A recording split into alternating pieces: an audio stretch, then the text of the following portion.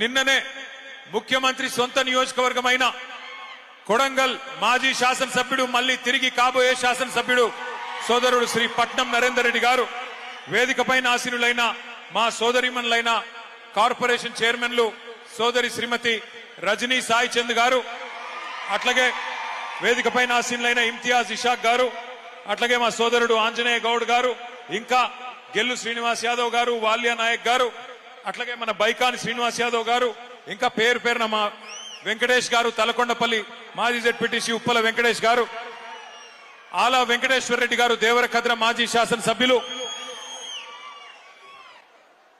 అందరి నేను ఎవరెవరి పేర్లు చెప్పలేదో దయచేసి ఏమనుకోకండి. మా మాజీ మున్సిపల్ చైర్మన్ మా సోదరుడు ఉద్యమ బిడ్డ నరసింహ గౌడ్ అన్న గారు, అదే విధంగా వేదిక పైన ఉన్న మా అందరూ అన్నలకు తమ్ముళ్లకు పేరు పేరున వేదిక ముందున్న పత్రికా మిత్రులకు అందరికీ నమస్కారం. జర్రనికి దండం పెడతా ఆగురయ్య పూలదల్లకు ప్లీజ్. నాకు తెలిసి ఇది పూల పండుగ బతుకమ్మ, కానీ కొద్దిసేపు ఆగు. ఇక్కడికి వస్తుంటే సోదరులు శ్రీనివాస్ గౌడ్ గారు, లక్ష్మారెడ్డి గారు, వెంకటేశ్వర రెడ్డి గారు మేమంతా కలిసి వచ్చినాం.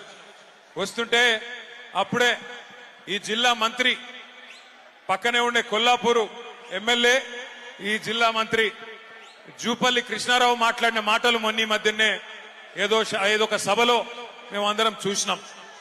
ఆయన చెప్తున్నాడు ఎక్కడో ఆదిలాబాద్ లో, అక్కడ ఎమ్మెల్యే గారు అడిగినారు ఆదిలాబాద్ లో, కృష్ణారావు గారు మీరు మంత్రి కదా, మాకు ఫలానా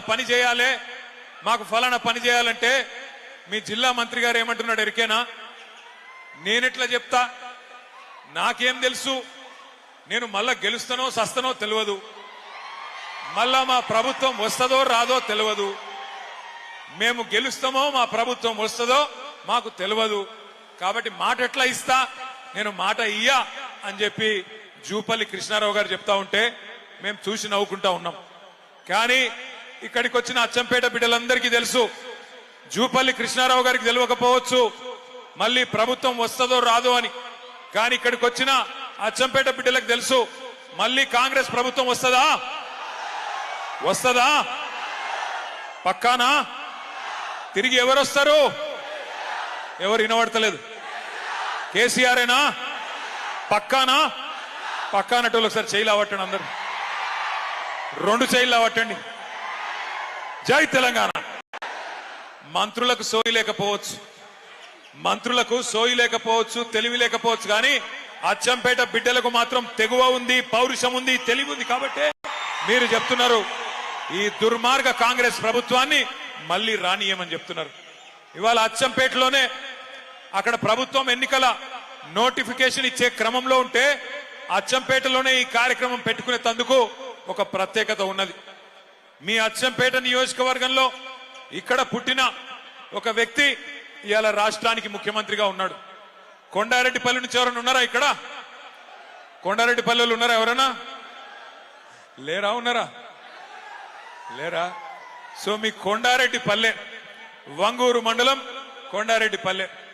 నేను ఇక్కడికి వచ్చేటప్పుడు కొండారెడ్డిపల్లె మీదకెళ్ళి వచ్చిన, కల్వకుర్తి మీదకెళ్ళి చూసుకుంటా వచ్చిన. ఆ ఊరోళ్ళు కానీ అక్కడ ఉండే పెద్దలు కానీ ఎవరైనా ఉంటే చెప్తారేమో అనుకున్నా. ఎందుకంటే రేవంత్ రెడ్డి గారు రోజుకొక తీరుగా మాట్లాడతాడు. ఆయన ఒకరోజు ఏం చెప్తాడు, నేను చాలా పేద రైతు కుటుంబం నుంచి వచ్చిన ఒక పేదవాడు, ఒక పేద రైతు బిడ్డ ముఖ్యమంత్రి అయితే కేసీఆర్ కు నచ్చుతలేదు, టీఆర్ఎస్ వాళ్ళకు నచ్చుతలేదు అని ఒకరోజు మాట్లాడతాడు. ఇంకొక రోజు ఏమంటాడు, నేను పేద రైతు ఎందుకు అవుతుంది, నేను ఎన్నడూ వ్యవసాయమే చేయలేదు, కానీ మా తాత పోలీస్ పటేల్, మా తండ్రి పోలీస్ పటేల్, మాకు చాలా పెద్ద కుటుంబం అని ఇంకొక రోజు చెప్తాడు. ఆయనను చూస్తే నాకు ఒకటే అనిపిస్తుంది, ఆయనలో ఒక అపరిచితుడు ఉన్నాడు లోపల. పొద్దున రాము, సాయంత్రం రేమో, 2 మనుషులు ఒకటే మనిషిలో ఉన్నారు. పొద్దున ఒక తిరిగి మాట్లాడతాడు, సాయంత్రం ఒక తిరిగి మాట్లాడతాడు. ఆయన మాట్లాడే మాటలు వింటే మాకే అర్థమైతలేదు ఏం చేయాలనో. శాసనసభలో అందరి ముంగట రాష్ట్రం అంతా చూస్తా ఉంటే ఇలా రాష్ట్రం పరువు తీస్తా ఉన్నాడు ఈ ముఖ్యమంత్రి రేవంత్ రెడ్డి. అందుకే ఆయన పుట్టిన గడ్డ అచ్చంపేట నుంచే మనం మొదలు పెట్టాలి మన జైత్ర యాత్ర అన్న ఉద్దేశంతో ఇక్కడనే ఈ జనగర్జన సభ పెట్టుకున్నాం. తప్పకుండా మిమ్మల్ని అందరినీ చూస్తుంటే నాకైతే నమ్మకం కలుగుతున్నది. స్థానిక సంస్థల ఎలక్షన్లలో కాంగ్రెస్ వాళ్ళు ఓటు అడగడానికి వస్తే తప్పకుండా వాళ్లకు మీరు ఏ బుద్ధి చెప్పాలో అది చెప్తారనే విశ్వాసం కూడా ఖచ్చితంగా కలుగుతా ఉన్నది. దయచేసి ఒక్క మాట ఆలోచించమని చెప్పి నేను కోరుతా ఉన్నా. నిన్న మొన్న అవతలి మొన్న వార్తలు వస్తా ఉన్నాయి. పక్కనే మనకు కర్ణాటక రాష్ట్రం ఉంటది. కర్ణాటక రాష్ట్రంలో కృష్ణానది మీద ఆల్మట్టి అనే ఒక డ్యామ్ ఉంటది. ఎప్పుడో చాలా కాలం కింద కట్టినారు. కానీ కట్టినప్పుడే అప్పుడున్న మన ఆంధ్రప్రదేశ్ ప్రభుత్వం, ఇంకప్పటికి తెలంగాణ ఏర్పాటు కాలే, ఆనాడే అప్పుడున్న ఆంధ్రప్రదేశ్ ప్రభుత్వం కూడా ఈ ఆల్మట్టి డ్యామ్ కడితే ఇటు తెలంగాణకు అటు కిందికి ఆంధ్రకు నీళ్లు రావు, కట్టొద్దు అని చెప్పి అప్పట్లోనే పోరాటం కూడా చేయడం జరిగింది. మరి 4 రోజుల కిందట కర్ణాటక ప్రభుత్వం, అక్కడ కూడా కాంగ్రెస్ ప్రభుత్వమే ఉన్నది, అక్కడ ఉన్న కాంగ్రెస్ ప్రభుత్వం మొన్న ఒక నిర్ణయం తీసుకున్నది వారం రోజుల కిందట. ఏమని? ఇప్పటికే 519 మీటర్ల మీద ఉన్నది ఆల్మట్టి డ్యామ్, 519 మీటర్ల మీద ఉన్నది.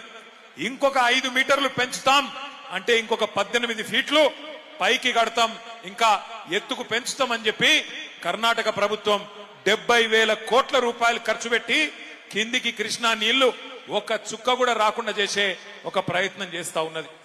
ముఖ్యమంత్రి చెప్పుకుంటాడు నేను నల్లమల పులిని అని చెప్పుకుంటాడు.